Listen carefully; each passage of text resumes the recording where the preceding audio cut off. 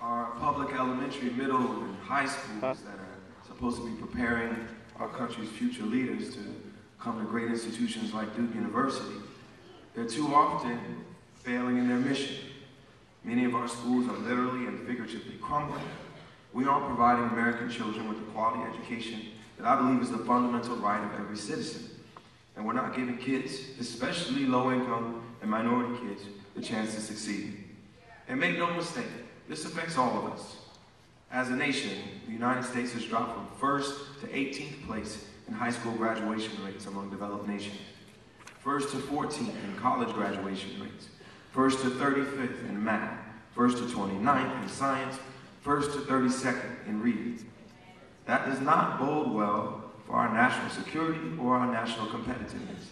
We need to do better in order to compete in today's global economy.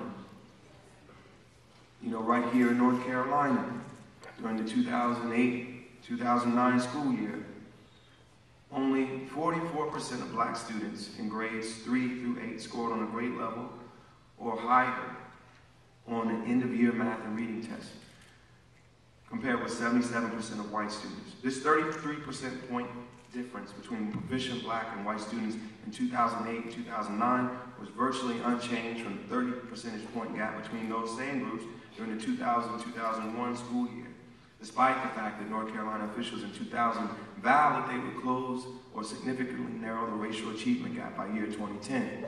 These numbers show that tens of thousands of minority children in North Carolina are still not getting the best education that they can get. In fact, results from the National Assessment of Educational Progress show that North Carolina, along with only one other state in the U.S., saw an increase in the last decade in the difference between the average test scores of black and white students on two of the four 4th and 8th grade reading and math tests. In the year 2010, the achievement gap should not be widening, it should be closing and getting to the point where it's non-existent. So there's something we need to do to make our schools better.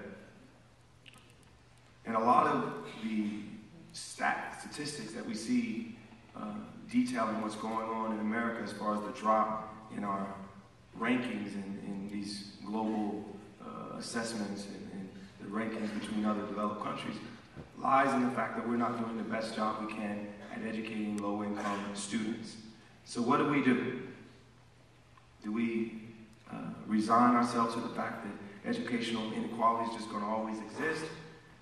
Do we resign ourselves to the reality that where a child is born, what color the child is, how much money the child's parents make is going to impact what kind of quality that kid's education will be? I don't think we can put up with that in America. I think we should do something about it.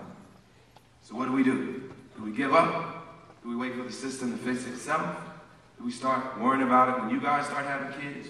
Do we shrug our shoulders and blame the kids and their parents? No, it's time to stop blaming poor kids for their situation.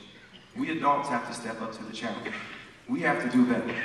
We need to make sure all American children can access a quality education because a good education is inextricably linked to our fundamental rights as American citizens. And if we intend to walk in the footsteps of those great agitators for justice of 40 years ago, we have to figure out how to solve this issue.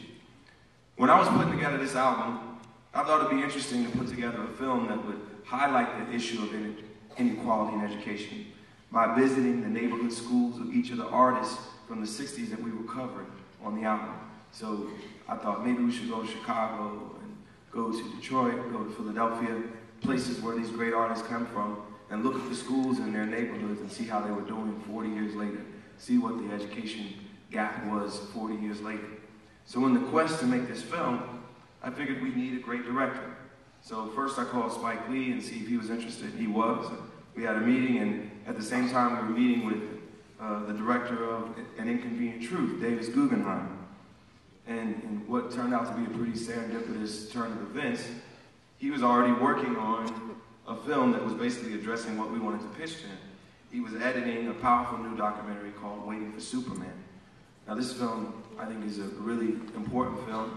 It movingly illustrates the tragedy of our broken education system through the stories of 5 different kids and their families. And if you haven't seen it already, I really encourage you to see it. It's worth seeing.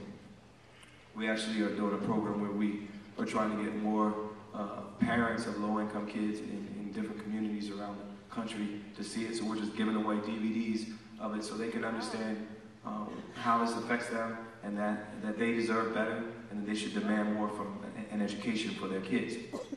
And just because most of you guys aren't parents yet, doesn't mean this film won't have an important message for you. The current broken education system is running the schools where our future leaders will be created, where your future children will be educated. And frankly, we can't afford to wait any longer. We know how to fix our schools, and it's time that we do it. Let me tell you a little bit about one of the blueprints for the solution. It's an amazing group of public charter schools I work with in New York. They're called the Harlem Village Academies. I'll be at an important yearly event for them. It's their first annual event this year. The first year they're graduating a class of high school students. And I actually just wrote the school song for them. My first time ever writing a school song. That was kind of interesting.